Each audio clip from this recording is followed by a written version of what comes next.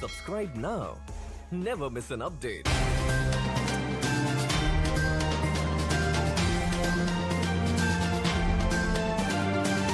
दोस्तों, आप देख रहे हैं हार्डलाइन और मैं हूं शौकत जरदारी। जैसा कि आप कैप्शन में ही जान गए होंगे कि हम आज जिस मौजू पे बात कर रहे हैं वो है सिंध में रेगुलराइजेशन का एक बहुत बड़ा इशू है।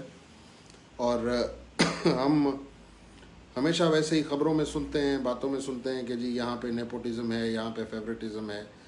और अब जब हम इन सब चीज़ों को कवर कर रहे हैं तो हमें पता चल रहा है कि हमारे अपने सूबे के अंदर, सिंध सूबे के अंदर, हमारे अपने सिंधी ज़बान बोलने वाले जो अफसरान बैठे हुए हैं वो ख़ुद कितनी ज़्यादतियाँ कर रहे हैं अपने जो है वो हम वतनों के साथ, अपने हम सूबा, हम ज़बान लोगों के साथ।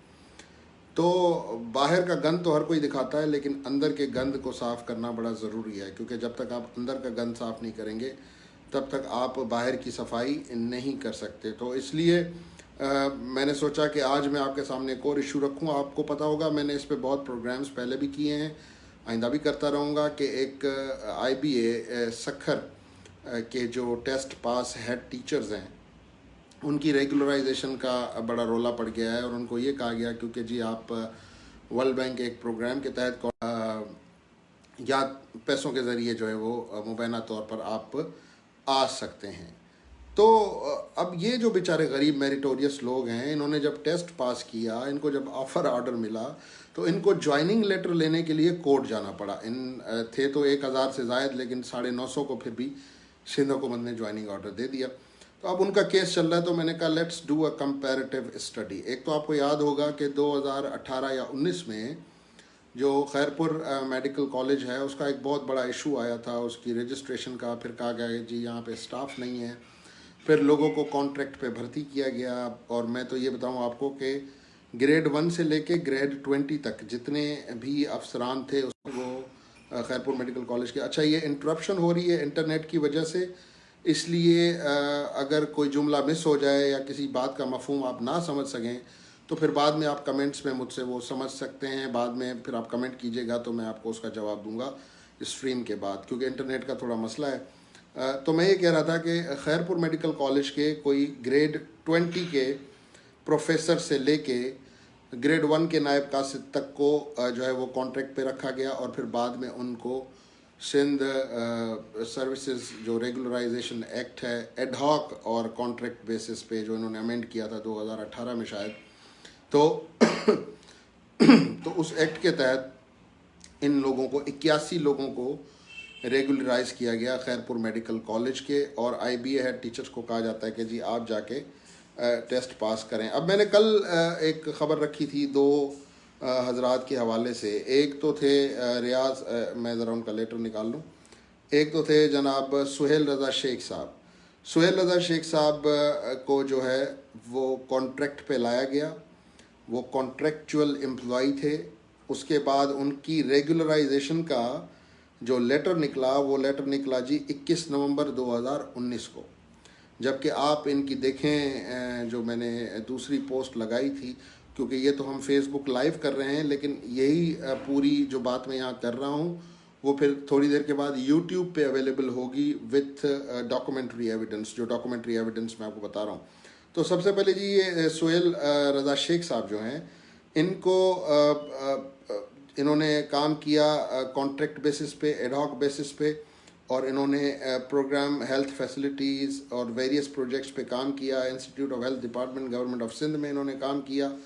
अब उनको रेगुलराइज किया गया और डायरेक्ट 18वें ग्रेड में रेगुलराइज किया गया। हत्ता कि कहा जाता है कि जी हम जो है वो 15 ग्रेड तक तो डायरेक्ट अपॉइंट करते हैं, फिर 16 ग्रेड से ऊपर जो है वो जब भी रेगुलराइज करना होगा, क्योंकि प्रेसिडेंट आपने बना दिया ना, IBA हेड टीचर्स के लिए आपने प्रेसिडेंट बना दिया कि जी आपने पब्लिक सर्विस कमीशन के थ्रू आना है। लेकिन ये जो नूर नज़र लोग हैं या फिर इन्होंने किसी को पैसे खिलाए हैं या किसी न किसी इन्फ्लुएंस के ज़रिए ये लोग रेगुलराइज हो गए हैं, ये तो खुदा जाने। लेकिन मैं उन चीज़ों की बात कर रहा हूँ जो सिंध हुकूमत ने कुछ सेट रूल्स एंड प्रैक्टिसेस बनाए हुए हैं। तो उसके अलावा जी जो दूसरी डॉक्टर साहिबा हुई वो डॉक्टर सीमा कादिर साहिबा हुई। ये दोनों 18वें ग्रेड में डायरेक्ट 18वें ग्रेड में डायरेक्ट ये लोग जो है वो अपॉइंट होके रेगुलराइज हो गए।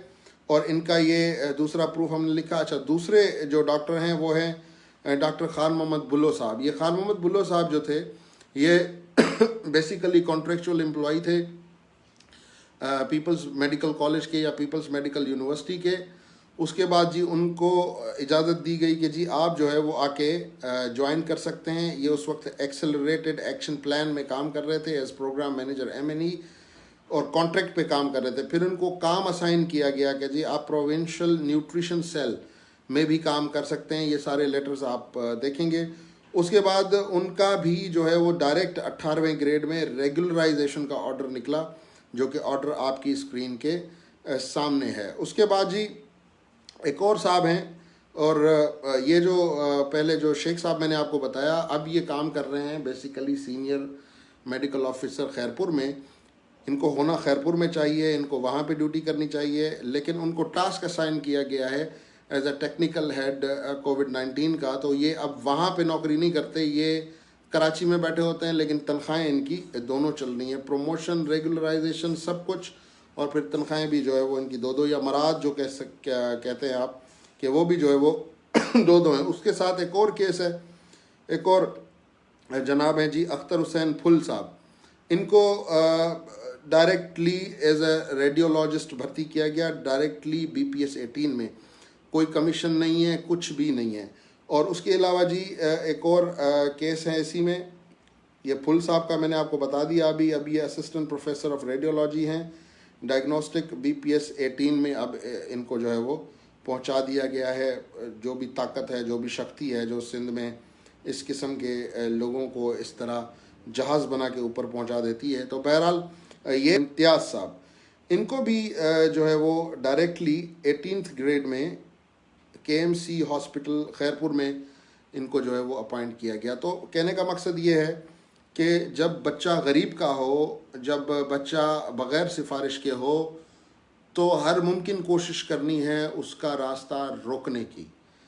लेकिन अगर बच्चा जाहिल भी हो, नाअहल भी हो, या फिर ये कहें कि बच्चा काबिल हो, अहल भी हो, लेकिन फिर भी उसको मेरिटोरियस तरीके से नहीं लाना है, बल्कि हम बादशाह हैं, हम जिसको चाहें नवाजें, हम जिसको चाहें जो है वो सड़क पे फेंक दें। तो मेरे ख्याल से ये प्रैक्टिस जो है वो सिंध के लिए इतनी अच्छी नहीं है। ये सारी जो मैंने आपको बताई प्रमोशंस ये 2019 में हुई हैं। 2019 में भी ये IB हेड टीचर्स जो हैं वो एहतजाज कर रहे थे। 2019 में ये सड़कों पे जो है वो पुलिस के डंडे खा रहे थे, और उनका एक ही मुतालबा था कि जी हमें आप रेगुलराइज कर दें। और जो ये नए मेरिटोरियस लोग आए माफ़ कीजिएगा, जो ये नए मेरिटोरियस लोग आए, इन्होंने जाके स्कूलों की हालत बदल दी, इन्होंने जाके स्कूलों को जो है वो बेहतर किया। लेकिन अनफॉर्चुनेटली हमारी सरकार का जो पैरामीटर है लोगों को रोज़गार देने का, वो पैरामीटर कुछ और है। यहाँ अमीर का बच्चा रोज़गार ले सकता है क्योंकि यहाँ नौकरी बिकती है, यहाँ पे ईमान बिकते हैं, यहाँ पे लोगों के इम्तिहान बिकते हैं, लोगों की काबिलियतें बिकती हैं। और बड़ी ही बदकिस्मती के साथ मैं ये कह रहा हूँ, और अपने आप को भी इसमें शामिल करके कह रहा हूँ कि हम सब लोग जो आला आला ओहदों पे बैठे हैं, जिनको अल्लाह ने नवाजा है, जो अपनी काबिलियत से आगे गए हैं, वो भी इस सिस्टम का हिस्सा बन के अपने ही लोगों के हुकूक पे आए दिन डाके डालते हैं। ये अगर मलिक रियाज ने आज आके हज़ारों एकड़ ज़मीन पर कब्ज़ा करके बहरिया टाउन बना लिया है, या DHA ने यहाँ पे हज़ारों एकड़ ज़मीन पे कब्ज़ा करके अपने अपने कमर्शियल प्लॉट्स बना लिए हैं, तो ये इन्होंने कोई एक दिन में नहीं बनाए हैं, बल्कि इनसे पहले ऐसे कई मलिक रियाज, ऐसे कई DHAs, ऐसे कई वो सारे लोग जिनके ख़िलाफ़ सिंध में नफ़रत कूट कूट के भरी गई, वो सारी कौमें जिनके हवाले से सिंधियों को पढ़ाया गया कि ये आपके दुश्मन हैं, लेकिन दर हकीकत मेरे ख़्याल से ये बातें इसीलिए पढ़ाई गई ताकि हम जो सिंध के लोग हैं हम लड़ते रहें, हम एक ऐसी लाल बत्ती के पीछे चलें जहाँ से हमें कोई रिज़ल्ट नहीं मिलने वाला हो, जहाँ पे हमारा वक्त ज़ाया होने वाला हो, जहाँ पे हमारी तवानाई ज़ाया होने वाली हो। हमें उस पंजाब दुश्मनी, हमें उस मुल्क दुश्मनी, या हमें ये कहा गया कि जी जो गैर मुल्की हैं या जो गैर सूबों के लोग हैं वो आके इधर सिंध के हुकूक पे डाका डाल रहे हैं। मैं कहता हूँ कि उनकी हिम्मत ही नहीं होती। अगर हम खुद, वो कहते हैं ना कि कुत्ती चोरा नाल रल गई है, अगर कुत्ती खुद चोरों का साथ नहीं देती, अगर हमारे सिंध के ब्यूरोक्रेट, सिंध के सियासतदान इस तरह 950 उम्मीदवार जो कि मेरिट पे आए हैं, गरीब के बच्चे हैं, मेहनत कर रहे हैं, स्कूलों में तालीम को बेहतर कर रहे हैं, उनको तो आप जलील और रुस्वा कर रहे हैं। लेकिन वो लोग जो ख़ानदानी अमीर हैं, ख़ानदानी रईस हैं, जिनके बड़े भी जो है वो माल बना गए यहाँ पे, आप उनको आके आला मसनदों पे बिठाते हैं और फिर वो भी वही काम करते हैं जिनकी उनको तरबियत मिली हुई है। और जो मेरिटोरियस लोग हैं उनके लिए फिर दुनिया तंग कर दी जाती है। तो दुश्मन हम खुद हैं।